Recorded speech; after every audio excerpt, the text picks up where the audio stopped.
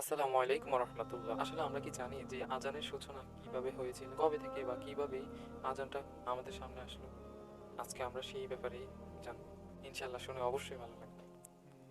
তো রাসূল সাল্লাল্লাহু আলাইহি সাল্লাম মদিনায় তার মুহাজির ভাইদের সবাইকে কাছে পেয়ে এবং আনসারদের ঐক্যবদ্ধ সমর্থন ও সহযোগিতা লাভ করে যখন স্বস্তির নিঃশ্বাস ফেললেন, তখন ইসলাম একটি সুসংহত শক্তিতে পরিণত হলো। সঙ্গে সঙ্গে নিয়মিত নামাজ কায়েম ব্যবস্থাও হলো, যাকাত ও রোজা ফরজ হলো এবং অপরাধ দমনের আইনও চালু হলো। হালাল হারামের বিধানও কার্যকর হলো। এভাবে ইসলাম তাদের মধ্যে পূর্ণরূপে প্রতিষ্ঠা লাভ করলো। আনসারদের এই গোত্রটি ঈমান গ্রহণের পর এখানে স্থায়ী বাসিন্দা হিসেবে প্রতিষ্ঠিত হয়েছিল। তখন রাসূল সাল্লাল্লাহু আলাইহি সাল্লাম মদিনায় আসার পর মুসলমানগণ নামাজের সময় হলেই তার কাছে আপনা আপনি চলে আসত, ডাকতে হতো না। রাসূল সাল্লাল্লাহু আলাইহি সাল্লাম মনস্থ করলেন, ইহুদিরা যেমন সিংহে বাজিয়ে নামাজের জন্য লোকজনকে জমায়েত করে, তো তিনিও তেমনি সিংহে বাজানোর ব্যবস্থা করবেন। কিন্তু পরক্ষণে ব্যাপারটা তার কাছে ভালো লাগলো না, তখন তিনি এটা বাদ দিয়ে দিলেন।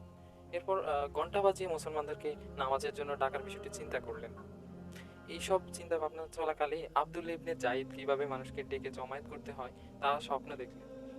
এইটা হলো মেন টপিক। এই আব্দুল ইবনে জাইদ, আমি আবারও বলছি, এই সব চিন্তা ভাবনা চলাকালে আব্দুল ইবনে জাইদ কিভাবে মানুষকে ডেকে জমায়েত করতে হয় তা স্বপ্নে দেখলেন।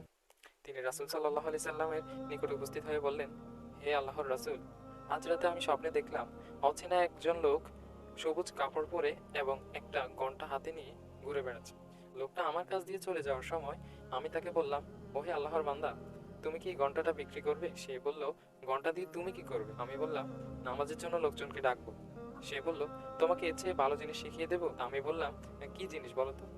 সে পুরো আজানটা বলল। আল্লাহু আকবার থেকে লা ইলাহা ইল্লাল্লাহ পর্যন্ত আজানটি শিখিয়ে দিল। রাসূলুল্লাহকে স্বপ্নের বৃত্তান্ত জানানোর সঙ্গে সঙ্গে তিনি বললেন, ইনশাআল্লাহ এই স্বপ্ন সত্য। তুমি বিলালকে নিয়ে এক জায়গায় দাঁড়াও, তাকে কথাগুলো শিখিয়ে দাও, সে আজান দিক, কেননা ওর আওয়াজ তোমার আওয়াজের চেয়ে বড়। বিলাল আজান দিলেন, উমার ঘরে বসে তা শুনলেন। সঙ্গে সঙ্গে তিনি চাদর টানতে টানতে রাসূল সাল্লাল্লাহু আলাইহি সাল্লামের কাছে এসে বললেন, ইয়া রাসূলুল্লাহ, আল্লাহর কসম, আব্দুল্লাহ ইবনে জাইদ যে স্বপ্ন দেখেছে আমি সেই রকম স্বপ্ন দেখেছি। তখন রাসূল সাল্লাল্লাহু আলাইহি সাল্লাম আলহামদুলিল্লাহ বলে কৃতজ্ঞতা প্রকাশ করলেন। আজকে সেই থেকে আজকে আমাদের সারা বিশ্বে এই আজানের প্রচলন আছে, আলহামদুলিল্লাহ। মানুষ জন্ম নিলেও তার কানে এই আজানটিই দেওয়া হয়। সুবহানাল্লাহ, আলহামদুলিল্লাহ।